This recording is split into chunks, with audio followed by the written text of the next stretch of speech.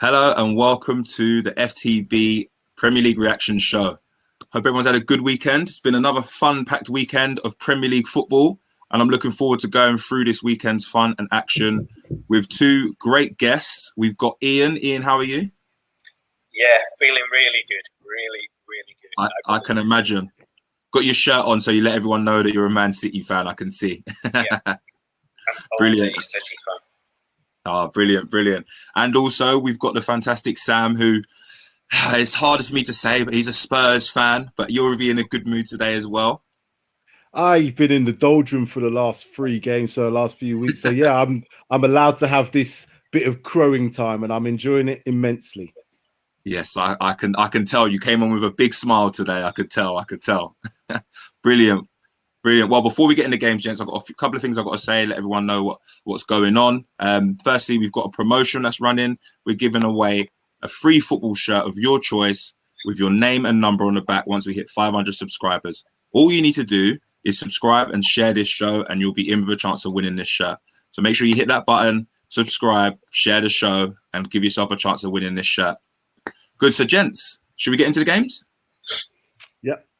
Good. Let's do it. So, of course, the game of the weekend, I suppose we should say, the one that everyone was talking about, battle at the top of the table, Liverpool, Man City. And Ian, I'm going to come to you first, of course. It was a fantastic night for Man City, wasn't it?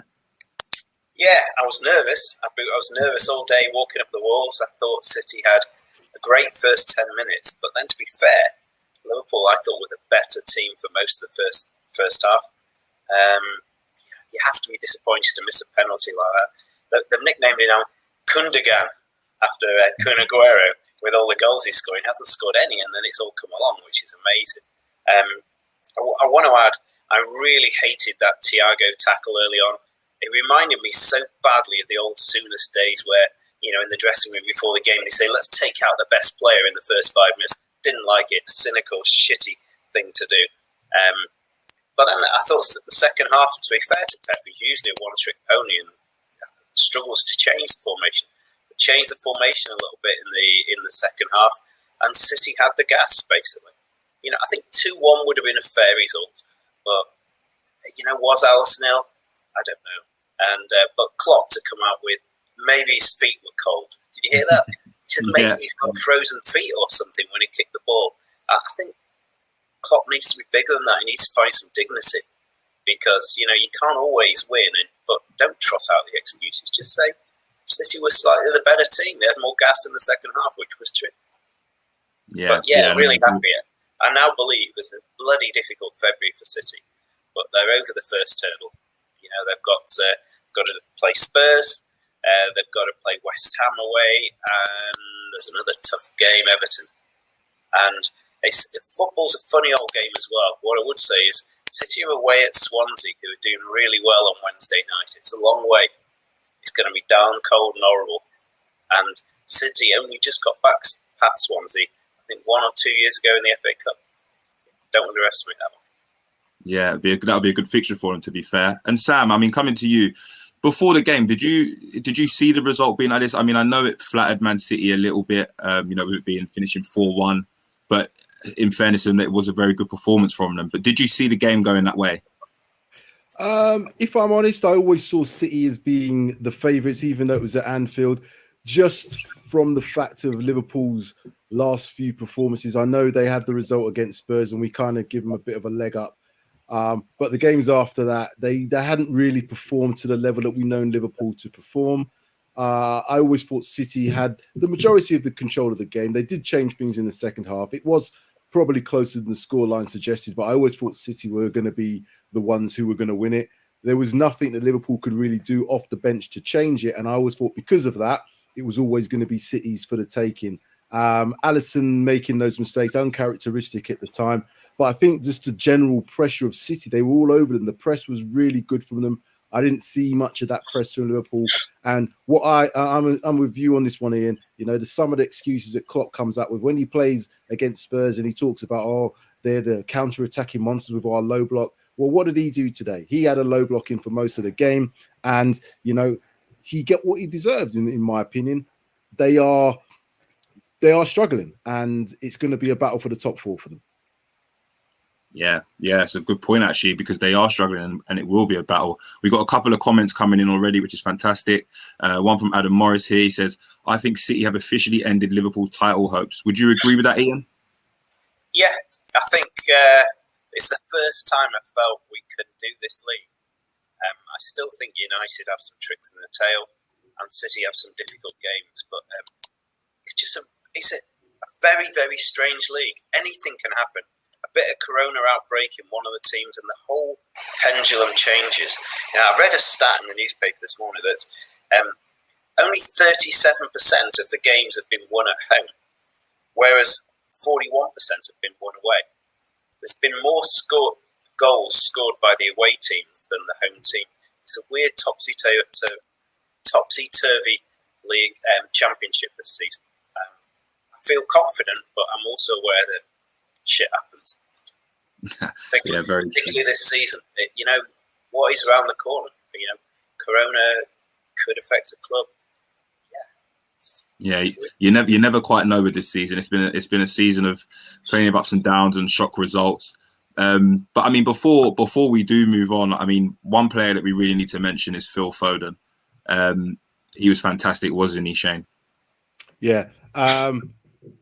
They went just a slight. Graham Souness mentioned after the game he thinks he's the best of England's bunch of players, and he was going saying Jack Grealish. I think Jack Grealish is the top of that pile, in my opinion, for just where he's at. Phil Foden is the next level down. I think he's at 20 years of age. He's only going to get better. I don't think they've quite found his position, although when he did play on that wide area, he looked like he was more comfortable in there. They started off in that false 9, in and around that 10. And he's still learning the game. So he's still got a lot to learn if he's going to play centrally. But certainly when you're out wide, it's less to think about. You're either going to be playing on the wing to cut in, or you're going to be on the wing to go around players and get crosses in. So either way, it's a more simpler job. But I do agree with what they say. He's a talent, and he's definitely going to be one of England's mainstays in the future. It's just where they see his main position being. And I said, I think we've got enough wide players. We really need that creative player in that centre area that's really going to knit things together. So if he can learn that role, I really think he's got a position there that he could probably keep there for a very long time. Yeah, definitely. I mean, we've got another comment here. Klopp's making up all the excuses in the world. And we touched on Klopp making excuses earlier. Ian mentioned it earlier. But do you think Klopp is just kind of starting to show that the pressure may be hitting him with all these excuses he's bringing out? Yeah. It's like, when all of those around you are losing your head, you've got to be a man. And I think he's bigger and better than that. I think he needs to show more dignity. I was having an exchange of conversation with a really good pal of mine who's a massive Real Madrid fan over in Spain. And I was just wondering, just a thought, let's say they do take Zidane out. Let's say Liverpool do miss out on a European place or really struggle along. Whose door might Real Madrid knock on for their new manager? Could it be Jurgen Klopp? Just adding to the Foden bit, I totally agree with what you said. I think obviously Harry Kane is the main man. He is the main man. And the logic is, if I was Gareth Southgate, I would just say, watch Son at Spurs and Phil, you go into that role. It's as simple as that. You become Son of Spurs for England and playing Grealish in behind them. If you look at the European Championships coming up, Grealish is 100% ready. Foden is nearly ready. If you look at the next World Cup, you'd say Foden's the man.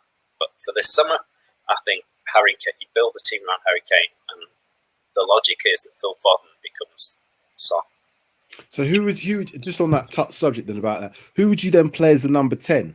Because if England play, again, it all depends on how England's set up, what's their formation is going to be. Sorry to touch on the England thing, but it's just it's something I just kind of, we lack creativity, and I want to mean creativity. I'm talking about central creativity, wide players who can get by and beat players. We've got plenty of them. I don't think we're struggling for that. I don't even think we're struggling for centre forwards. Obviously, Harry Kane is a level above, let's say, someone like Ollie Watkins or potentially Jamie Vardy doesn't play for England anymore. But do you know what I mean? He's a level above those guys. But in the wide areas with Sancho, Sterling, Grealish, Foden, Mount, you've got a load of players. Mount possibly could be the one that goes into that 10 position, but he hasn't done enough for me to cement that. No, again, if you're gonna start putting hopes and dreams onto people, why not play someone like Foden, get him to learn that role and really revolve it around him? Because he's going to be in that team for years and years to come. We did the same thing with Jack Wilshere. Didn't quite work out for him. Let's see if we can do better with the likes of Foden. Very true. I mean, do you think England are maybe, because for me, I think Jack Grealish can obviously play in that position as well. I think Foden can play in that 10. Do you think England are starting to breed players now who have the ability to play in those positions, but may come unstuck because you won't be able to put all of them in the team to create? I think it's like every season that leads up to a Euros or a World Cup. It's who's the least knackered at the end of the season. Jack Grealish, I mean, the guy, I haven't seen any stats about who covers the most ground. He's played every single game for Villa. Will there be gas left in the tank by the time he gets to turning up for England? I don't know. At least Phil Foden will have played kind of half the season available with the subs appearance, etc. So he will be still pretty fresh. Harry Kane might have kind of benefited from the break. Maybe Kyle Walker will as well. So I think it will be a classic squad and a first team based on how fit the players are at that final hurdle just as we go into the Euros. We can speculate all we want now, but I think you've got to pick the team at the last possible minute and look at who's freshest. Yeah, no, good. That's a good perspective on it. And England have got a bright future if they can kind of manage these players, that's for sure. Well, gents, moving on to the next game, coming to your team, Shane, a 2-0 victory for West Brom. I see that smile straight away as soon as you heard the victory. It's been a tough couple of weeks for you, to be fair, hasn't it, Shane? I mean, what did you make of the performance? So I did the post-match. I'm just going on to just to see where we are in the table-wise and what the differences are. So, did a post-match reaction show today. We did a preview show a couple of days ago. And obviously after the performances that we had, Liverpool, Brighton, then followed up with Chelsea, it was all doom and gloom at Spurs. It was all very much, not even so much about the results, because the results enough. We don't notoriously beat Chelsea anyway, but it was the manner in which we lost. We didn't lay a glove on them, and players were walking. You know, the danger was that the players had switched off. Were they listening to the manager? And there was all this talk about what can Jose do? But for me, it was more a combination of, okay, what can the players do? You know, there were too many individual errors in some of the performances earlier. And I think Jose was under a real pressure to kind of pick the right team that was going to give the performance today.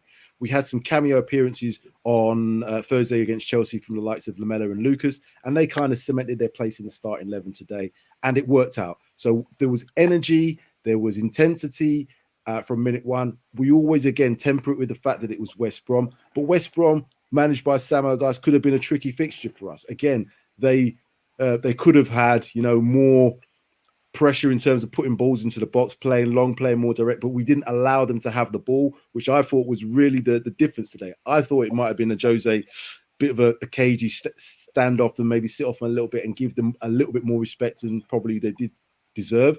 But the fact from minute one, we went out, we took the game to them, we was on the front foot. Harry Kane obviously makes the difference. He can see just through the whole body language of all the players. They want to play. He performs like a captain. He plays and shows us, this is what I'm prepared to do. You guys have got no choice but to do the same sort of thing. And he is our natural leader in the team. And fully deserved victory. Let's just hope we can build on the performances from here on in.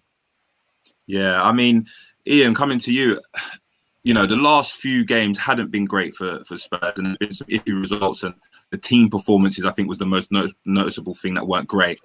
And there was talk, of maybe Jose is losing the change room again. And we've seen this before with Jose Mourinho when things aren't quite going his way or he gets under a bit of pressure and he starts to maybe lose the changing room. Do you think that's happened, or do you think it was just a bad period for Tottenham and they've come out of that now? History, the trend analysis would say when you look at all the clubs he's managed, probably apart from Porto, this has come up time and time again where, again, I refer back to my close friend who's a passionate Real Madrid fan. I talk to her constantly about his time at Real Madrid. She hates the guy. Fundamentally, if they're not winning, the fans will turn on him because of the style of football he plays. If he delivers like he did at Milan, they'll love him. But he treads this fine line between love and hate. He just treads this fine line between love and hate. But the comment I want to make on that game is there's a soft spot in my heart for the Baggies. When I was at uni, it was the time when Ron Atkinson, I don't know if if you ever remember this, was managing the team. There was Brendan Batson and Laurie Cunningham and Statham. And I used to go and watch the Baggies. So there's always been a college and there's always been a place in my heart for the Baggies. But what they did by sacking Billick, who was the manager early on in the season? Billick. Billick, that's right. After he brought him up from the Championship was disgraceful. To bring in Allardyce, a mercenary to keep it was an embarrassment to that wonderful little club. And on that basis, I support the football playing managers like at Brighton, like at Fulham. West Brom, I'm sorry, I would want you to lose every game. You can't run a football club. It's a disgrace. Some strong words. Not a fan of Sam Allardyce, I can tell. No, I'm not, and I'm not a fan of owners showing such disloyalty to a manager who's taken them out of the Championship. Look at Norwich. I promise you, West Brom won't do a Norwich when they go down. What I'll say to that, though, does loyalty get you results? You know, because Norwich went down. They're loyal to their manager, but they went down. So again, they might come up this season, but then if they didn't come up, how is that loyalty well spent? I don't believe that football is that way anymore. Football's a business. At the end of the day, we can like it, we can, as fans, we can disagree about this, but football is a business. And so any business, if you're not performing, you change whatever you need to change. We all work in different formats, and if you're not performing, you'll be moved on. And this is what football fans have to understand. That I don't care. Look at Leicester. They had Claudio Ranieri win the league for them within 12 months. They could see that they were going south. It wasn't right. They had to change something. Pochettino at Spurs, 5 years, built everything, played fantastic football. It didn't work. We didn't win anything, and it was going south. We had to make a change. I'm of the fact that football is, for the fans' perspective, winning should be everything. But the owners do not see winning as everything. They see getting financially security from that. So if you go down and you don't come back after a few years, regardless of how great a football you are, your club could be in trouble. You can look at the likes of Wigan, look at the likes of Blackpool. All these teams that played really good football are nowhere to be seen now. So it's a bit of a double-edged sword for me in terms of what fans expect and what the club expects. I agree. I agree to an extent. But at the time of sacking of Billick, I think West Brom were outside of the bottom three. They were certainly a long way above Sheffield United and Fulham at that time. They weren't dead men at that time. They weren't bookies' favourite necessarily to go down. The investment could have come. I just don't think he had a fair crack of the whip. Fair enough. I don't know enough about how they work, but I certainly have. I'm looking at it from other teams' perspective. Maybe they leave things too late. Maybe this is the point where they thought to themselves, why leave it until we're in the mess before we try and get out of the mess? They obviously know that Sam Allardyce has not been relegated as a manager. So if you're a betting man, you'd put money on them if they're in a certain position, that Sam Allardyce is probably the person to get them out of that position. I'm not saying it's the right decision for that club, but I can understand the decisions were made based on the fact that you fall out of this division now. Given what we've got with the COVID situation, financial trouble is going to be upon you. So, yeah, you will do all you can at this moment in time to secure that by staying in the Premier League. I'm a purist. I believe in a beautiful game. I just feel I'd be changing my principles and my moral compass if I was to applaud what West Brom did. Whereas, even if Fulham go down, they're going down trying to play really good football. Gotta love Scotty Parker.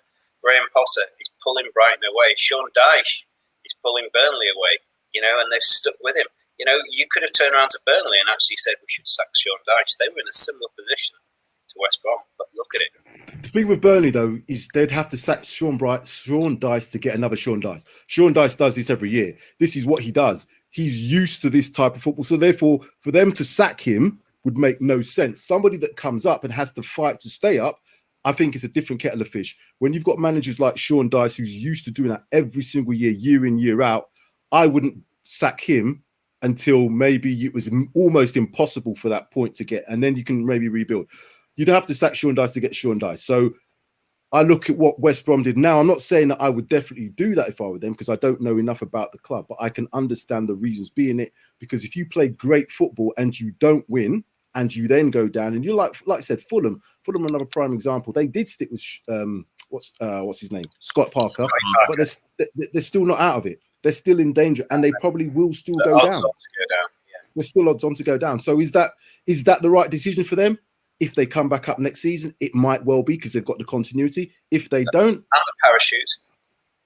potentially, You have I don't the know how much. parachute payment for a couple of seasons, which does allow you to rebuild. And we'll tie the subject up, but Burnley over the last 4 or 5 seasons have performed really well in the first half and then struggled in the second half and dropped down as they've got injuries. This is the first season, I think about 4 or 5 seasons, where Burnley have found themselves really low down early on. It's always been the other way around. So you could, and you've got new owners coming in Burnley, but they didn't.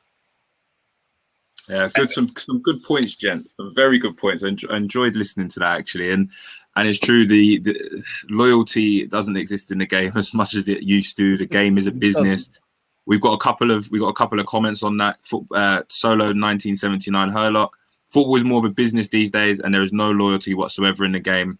It's true. I think loyalty left football a long time ago, unfortunately, and I think the points there where for owners, it is a business, and the first and foremost thing in a business is to make sure it's profitable, balancing the books and things like that. So I suppose decisions are a lot more cutthroat, but I can understand the fans' points of view. It's the club they love. They want to see a certain brand of football. They want to feel that the club carries themselves in the right way. So I can understand why it divides opinions, but there's some real good points there, and I enjoyed listening to that. Just going to add on to that, Karleigh. Fans don't get sight of the money. We don't receive a paycheck every few months to say, here's 50 quid because this is how well we've done. It doesn't happen unless you're a shareholder. So most fans are in it for the glory of the team. So the money side of things doesn't matter to fans, but the money side of things matters to the owners. Obviously, every club would love to have success.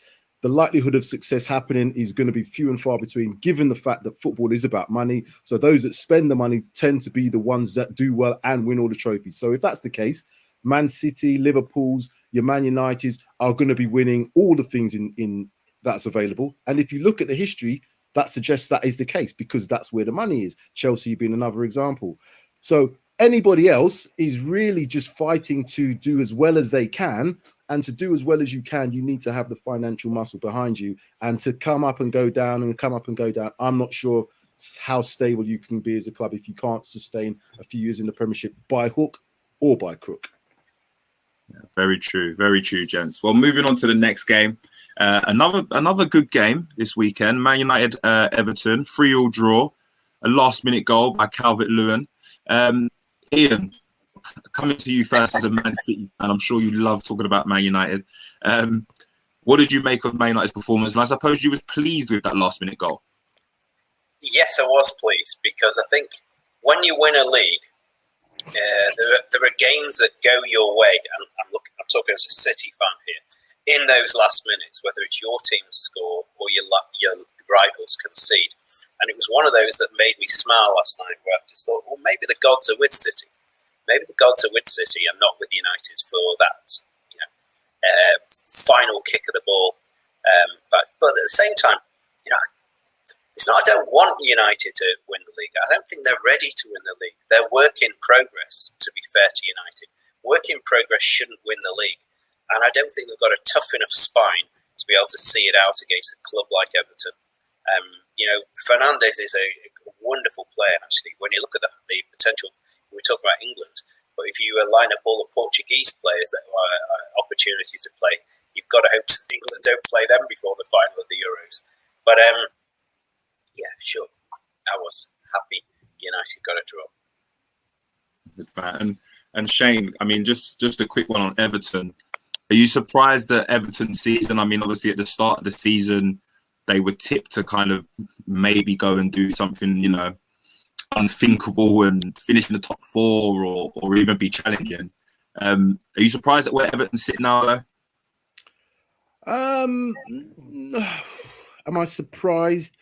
Probably not surprised. We still got a long way to go to the end of the season, so a lot can happen. They've got a good manager. Ancelotti's a seasoned manager. He's won pretty much everything in the game as both a coach and a player. So I expect he's very obviously very experienced. So I for that reason, yeah, they're in a position where I think they should be given what they've got. Can they sustain it? It's going to be difficult because I think the longer the season go on, when more suspensions and more injuries come, it then is trying to maintain that. And all teams are suffering some form of dips in their season. It doesn't matter which team it is at the moment. So depending on when that happens with Everton, can they get through that point? They've certainly got the right man in place, probably to guide them through. He's very calming influence in that dressing room, it appears, and can galvanise people. He's not a divisive character as Jose is, so his methods are working. But if they lost Calvert-Lewin, for instance, or you lost Richarlison for any length of time, would they still be able to maintain that same push? I'm not quite sure. But I saw the game yesterday. I thought it was a really good game, actually. Man United going 2-0, then coming back to 2-2, then going up 3-2. Shows Man United have got something about them. But to then concede a goal, as you do with the last kick of the game, that's got to feel like a defeat. Yeah, for sure. And we got a couple of comments coming in again. Solo 1970. United's two central defenders are far too slow for the Premier League. Would you agree, gents? If you're talking about Maguire and Lindelof, is that what they're talking about? Those two? 100%. Yeah, I think so. Yeah. Yeah, I agree. Because United have got two fabulous fullbacks. I watched at Crystal Palace right from his first game. Aaron Wan-Bissaka, he's a great fullback. What an athlete! And sure. Left back, and I was actually going to comment. It was good to see Dean back for Everton. He's been out injured for ages and ages and ages. I have a particular interest in left backs, as Man City have never had a good one for as far as I can remember. But Dean and Shaw are fabulous. So yeah, if there's a problem with the United defence, it isn't the fullbacks. And I think Freddie's not a bad, and McTominay, defensive midfielder. I think those two are good players. So by process of elimination, it must be the central defenders. Yeah, no, 100% agree. And coming to the next game, Aston Villa Arsenal. I know you will enjoy talking about this one with me, Shane. Yeah, a typical Arsenal performance or a very good Aston Villa performance? A bit of both. Again, I think Arsenal then they had a very good run. Obviously, they got from where they were in a lot of trouble, as you know yourself, and they turned a corner. They managed to get results. They did change the personnel to get those results, put in a lot of the youngsters. But the problem with what they've got with some of these youngsters now is they have to keep on performing because of where they were. They have to keep winning. It doesn't take a couple of losses, and then you could start to slip or start to not be able to continue to keep in touch with those top four. Whether Arsenal get top 4 to top 6, I doubt it this season. I think it's going to be very hard for them. You was asking, is it a combination of both? I think Aston Villa have got some really good players. Are really talented. As I said, I mentioned about Jack Grealish already on that, but they've got some really talented players. Their defensive lineup with Mings in the back is really solid, and they've got enough about them to maybe push for a European place. Again, they need to continue that and keep them players fit and out of trouble in terms of suspensions. Arsenal, it's going to be difficult now, I think, because I think what Arteta did by coming out of the FA Cup, literally by selling that game, he was putting his hopes on making sure they pushed on for a top, let's say top 6 finish for Arsenal. It's going to be tough now because you have to literally win almost every game from now until the end of the season to do that. Is going to be tough. I mean, talking about Aston Villa, Ian, do you think Aston Villa can keep up the pace that they have been? They've been fantastic this season. And also, do you think this is something they can build on for seasons to come? I hope so. Again, I've got a fondness in my heart. I was in Birmingham at university at exactly the right time. It was the early 80s. Villa won the league. West Brom were exciting. It was the whole UB40, the beat, the Birmingham music scene. It was all happening in Birmingham that era. So, I have a soft spot for them. I mean, what I would say was, on games like that, certain things swing. Lino was injured, suspended for that bonkers sprint out of his penalty area, and it was Matt Ryan, the guy that got him from Brighton's first game. You've got to feel sorry for him. But I wanted a minute on Ollie Watkins. I just think, what a mobile striker, good feet, terrific athlete, selfless for the team. His running is incredible. And again, back to being a City fan who haven't really got a centrepiece. And I think about, what we paid for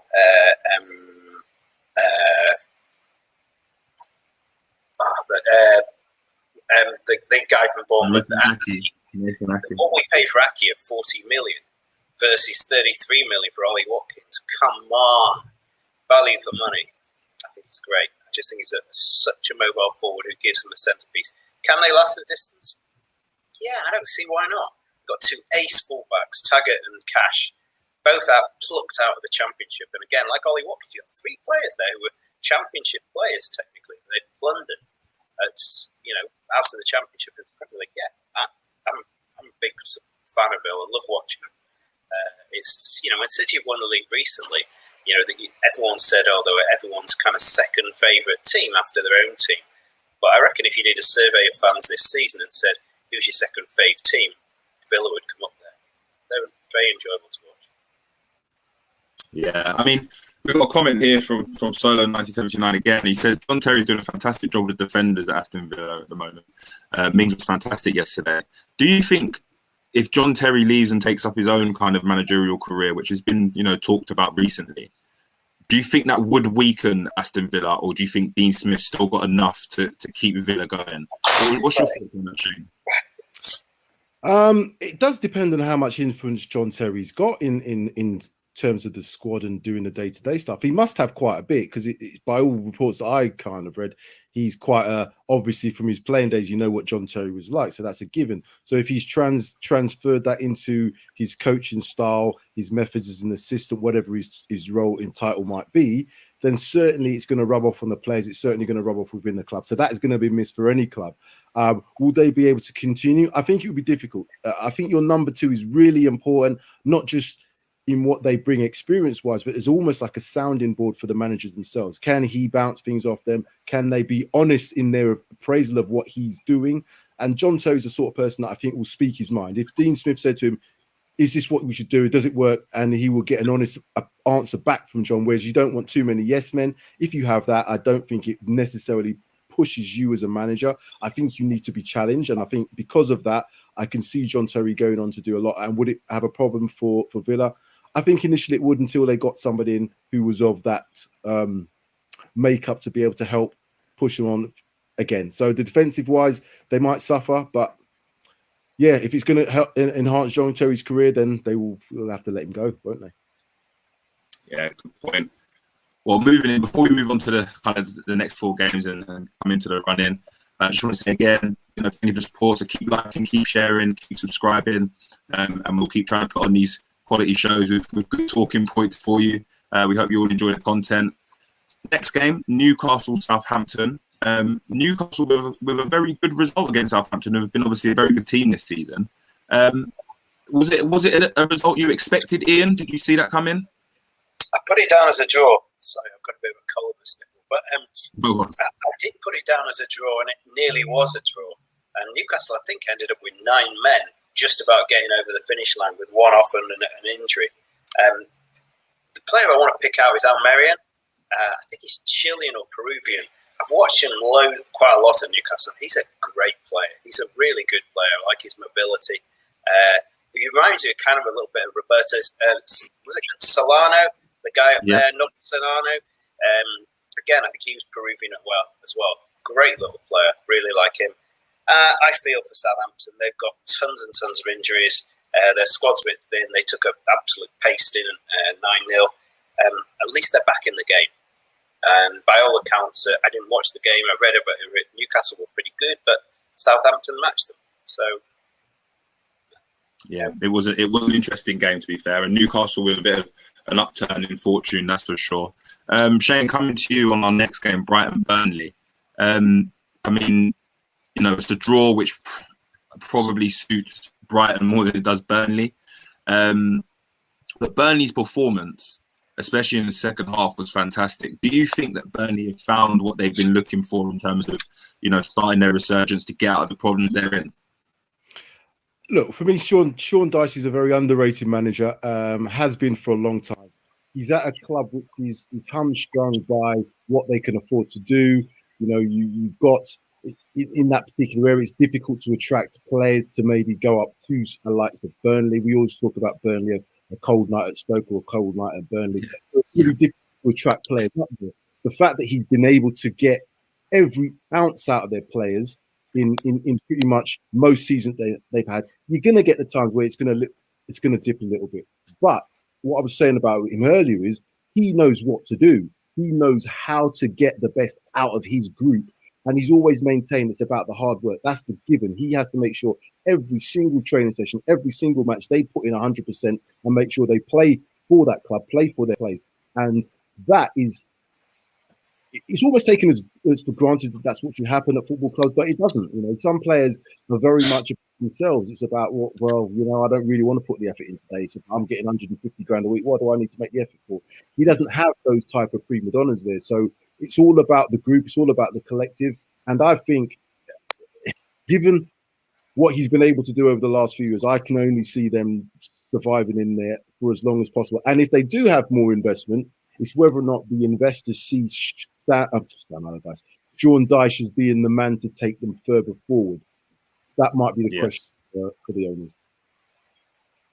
Yeah, no, that's a very good point, actually. And coming to that point, Ian, I mean, you know, there are new owners going into Burnley, and they may want to change the style of football, type of football that's played there. Do you think if they decide to do that, that does put Sean Dyche in, you know, jeopardy of possibly losing his role there? Yeah, absolutely. It depends on how they see the game being played, the new owners. It's the unknown entity. What I was thinking about there was that we talk about Sam Allardyce. He ended up as England manager. Okay, he blew it through some dishonesty, but he ended up as England manager. So someone clearly thought, and he actually did a really creative job at Bolton, that he had the ability to lead the national team. So who's to say? Who is to say what Sean Dyche could achieve if he's given a decent transfer budget and he knows the Championship really well, he knows the Premier League well, he will pick out hard-working, hard-running players. Who knows? Who knows what Sean Dyche could do? I want him to be seen to be given a fair crack of the whip. If I was the owners, and I'm actually thinking about what you said earlier, but I'd be confident he'd always keep us in the Premier League. That's important to their bank balance and their investment. And I would give him a chance. Yeah, I would. Brilliant. Well, next game, Wolves-Leicester. 0-0. Ball draw, as some would say. A good defensive display from Wolves. You know, keeping Leicester out, Jamie Vardy back. But, I mean, Leicester, are they faltering a little bit? They seem to be, you know, kind of getting a few results. They're not as consistent as they had been. Still up and around it, though. But, I mean, what did you make of Leicester's performance? And was it a poor performance on Leicester, or was it just a very good defensive display from Wolves today, Shane? I'm just looking at Leicester's last 5 results. So in reverse order, they drew the last game, obviously Wolves, and they won, lost, draw, won. So yeah, you can see a little bit of inconsistency creeping into that. But again, that's nothing new for any of the teams going forward at this moment in time. You know, there's probably City, who I look at as being the most consistent. Brendan Rodgers always seems to suffer a little bit of dip in form towards the end of the season. The last, 5 to 8 games, he always seems to tail off. If they can be up and there or thereabouts in that top 4 area with these 5 games, 8 games to go, there's a chance. They've got a good squad. I've seen some of their players, and I really like the balance of the players. They've got a lot of young players in there, but they've got the experience as well. You know, they've got the Jamie Vardys. Johnny Evans has still got Johnny Evans at the back. Yeah. Oh, yeah. You know, so you've got some experience there that, really does count. And when you're bringing young players through, you really need that as well. And they're playing well as well. They've got a good manager. I think he's really, again, not so much underrated, but certainly has not really, apart from his Liverpool job and the Celtic one, I think he's definitely a top 4 manager in my opinion. And Arsenal probably missed a trick with him. Agreed. But he's just got to find this last little bit when it's like the last push. Is that what can I maybe change to make sure the dynamic still keeps up? Maybe change a few plays, change the style of play. And I think he's done that in some games. So I see Leicester, having maybe a little bit of a spell, but I think he'll find a way just to get back on track. But hopefully they can maintain this all the way through to the end of the season now. Yeah, no, for sure. And I mean, Ian, Wolves have had a disappointing season, I'd say, especially after the last couple of seasons they've had. But they have been loyal with Nuno. I mean, what do you think Wolves' problem has been? And are they starting to make that turnaround happen now? I think Wolves, Leicester, Southampton, they're all shallow squad teams. You lose a couple of important players in the middle of the season. And that's why, leading up to Christmas, you almost get an artificial division, and you see the likes of Wolves and Southampton really kicking off because their team are fresh, they're fit. But it all depends on that, that winter turn of injuries, etc. So the first thing I wanted to say was about Leicester is, why did Man United ever sell Johnny Evans? For God's sake, what would they have given for Johnny Evans his last 5 years? When Errol talks about the mobility of defenders, the guy's fantastic. Pep Guardiola's a pundit of him. I also like the Turkish lad at the back there, Soyuncu.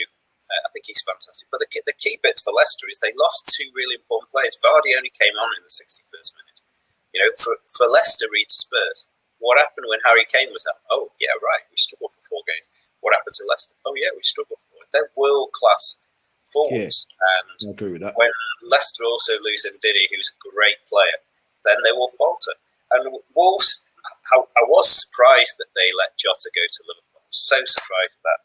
But when they lost the forward with the bad head injury, etc., that knocked that team. The young lad, De Silva, they spent all that money on.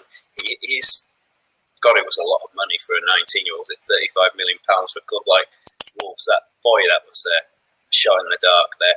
And he nearly finished the game. I think Kasper Schmeichel, if I remember, just kept him in there, finished it. But I think there's a whole variety of teams there who have, if you get 2 injuries, they're stuffed. And that's Wolves, Leicester, Southampton's, Brighton's, all that sort of club, even Everton. And maybe even Spurs. Even Spurs, I was going to say.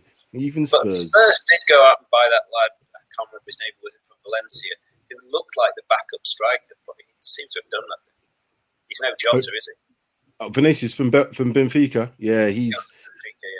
Yeah, you start giving that's a different argument. We could, I don't want to go into that one because that will take a long time to go through. The theory was there that Harry Kane will pick up an injury at some stage, and at least Jose Mourinho had the forethought to say, well, this is going to happen. I need to get a backup player, which is actually more than Man City did. But there you go. Yeah. we've got a few more comments coming in. We've got Stephen Balogun here. Even gents, Brendan Rodgers is overhyped. I wouldn't agree with that. I think he's underrated personally. No chance. I wouldn't agree. He must be a Liverpool fan. Must be still a little bit bitter. Yeah, I personally wouldn't agree with that. But moving into our last game, Fulham West Ham 0-0. Fulham's performances have definitely been better. Scott Parker's really kind of implementing what he wanted to do with the team. But are the amount of draws that they're getting going to cost them, Ian? Can I talk about Mike Dean? What a bonehead. Mike Dean, who puts on another Mike Dean show at the end of the game, sending off Souček, who I think is just, again, one of the finds of the season. I repeat what I said before. West Ham have kept that team together, and therefore they propelled on further than some of those other teams that have got the odd injuries. I thought West Ham would win that game. I really thought they'd win that game. I love the football Scotty Parker's playing. I really hope he'll keep Fulham up. I fear he won't.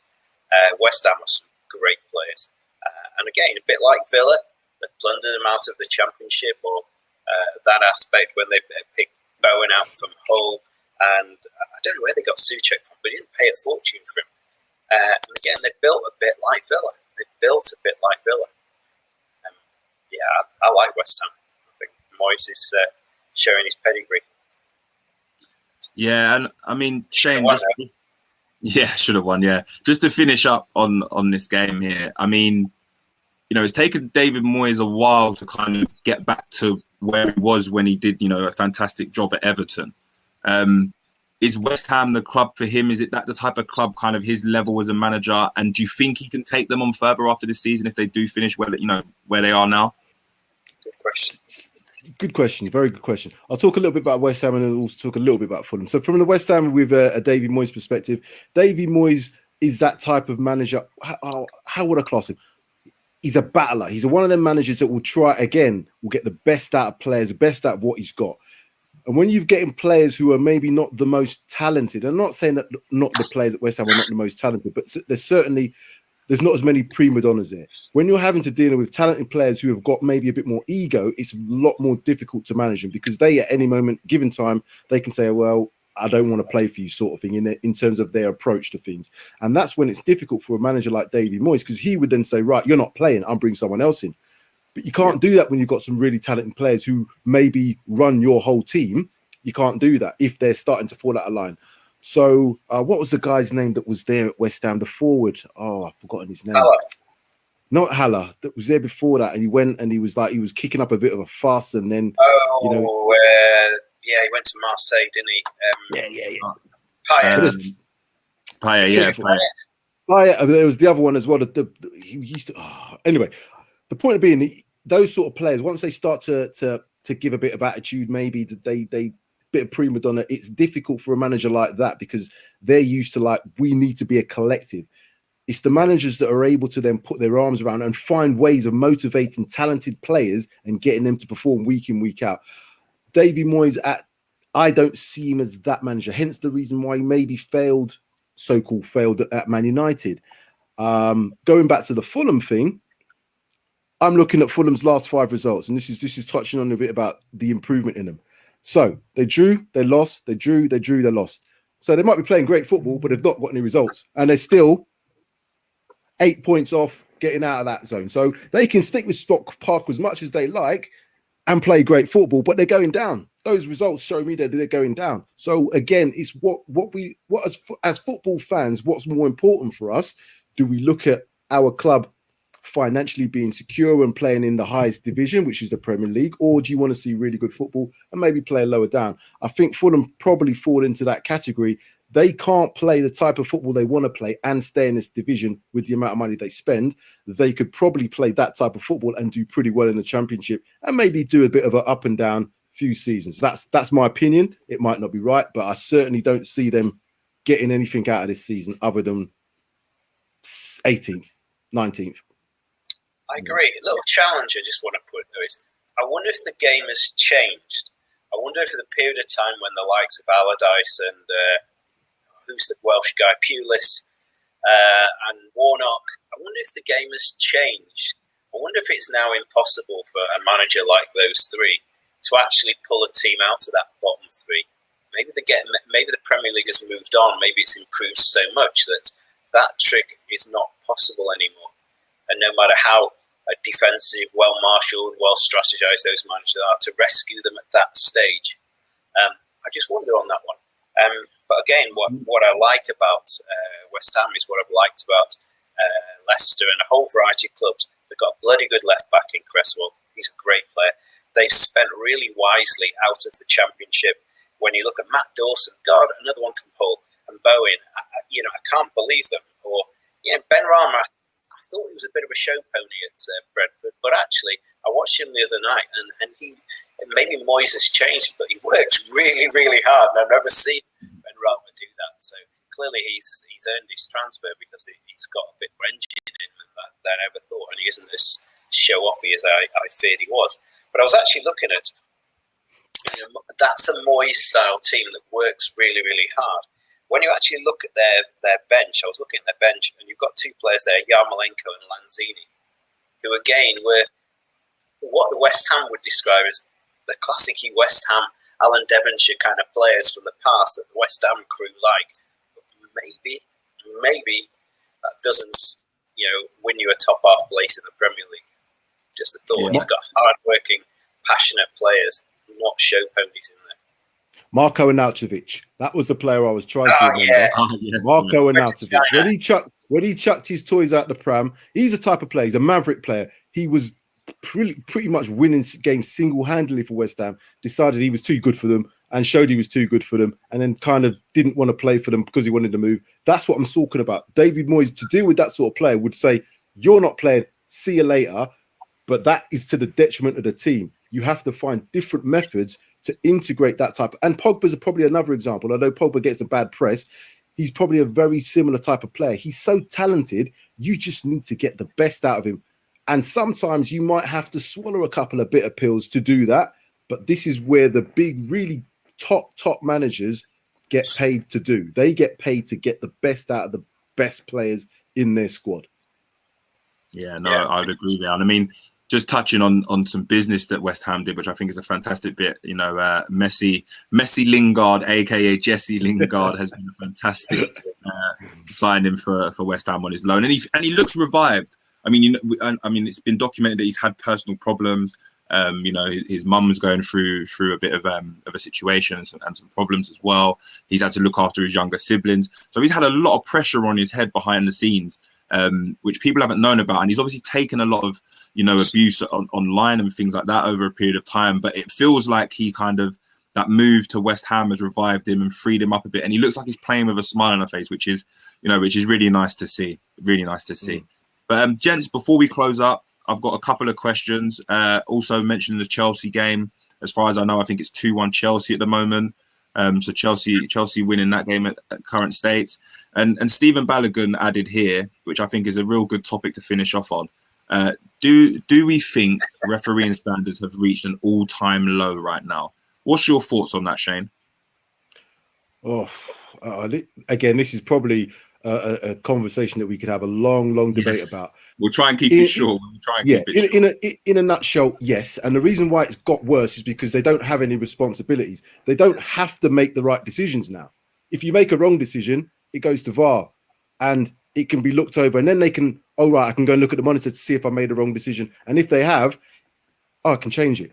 So they're not having to make the right decision. So that sort of ability to see something precisely as it happens is probably dying out a little bit. And the same for the lines persons as well. They don't have to get offsides right these days. So I think it takes away from how you then manage that game. I don't know what they do about it. I don't know how they improve it. Do they give them more responsibility? Do they take? I don't know. It's something that, you know, needs an open and honest debate. But when you've got managers, when you've got referees like Mike Dean, who has got, he loves himself that much, I believe, that he wants to make it a bit of a show about himself. That's where it kind of, I have to draw the line. You shouldn't really know who the referee is from game to game. That's how I feel. But when we know, Mike Dean did that, or it was this referee, or, you know what I mean? Yeah. That's where we kind of, good referees should be in the background, make a call. Everybody gets on with it, the right call. If it's tight, it's good. There is going to be some decisions that are going to be really tough to make, but it's human error. You know, you are going to get some of them wrong. I think we kind of forget this. They are going to make mistakes because they are humans. We all make mistakes. We can't vilify them for that. But in essence, I think the refereeing stand has gone down. Yeah, I mean, what would your thoughts be, Ian?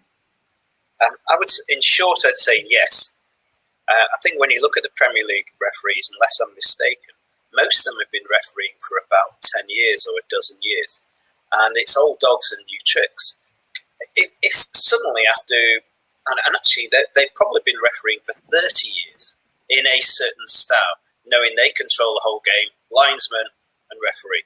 Then suddenly after 30 years of doing it one way, you're given this fourth dimension, which is VAR on the side.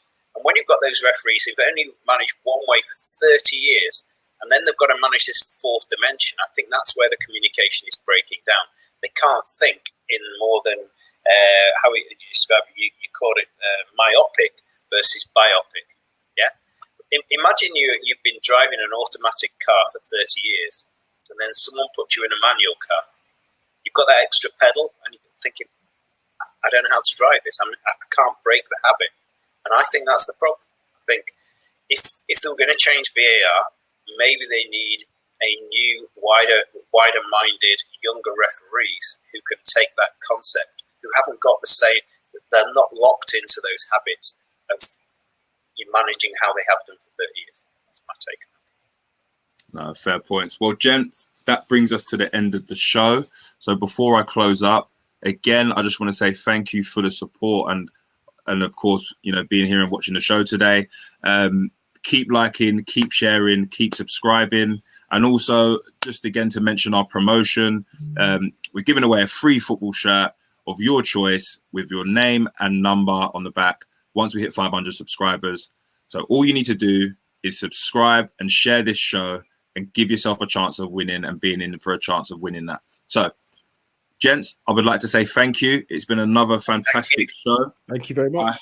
I'm glad you're both happy. I'm going to have to now go and turn off the TV early when Match of the Day gets round to showing Saturday night's results. I won't be watching them, that's for sure.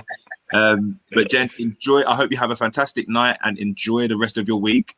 And I look forward to seeing you all soon. Thank you Take very care. much. Cheers. See you later. Thank you, sir. Adios. Bye, Bye. guys.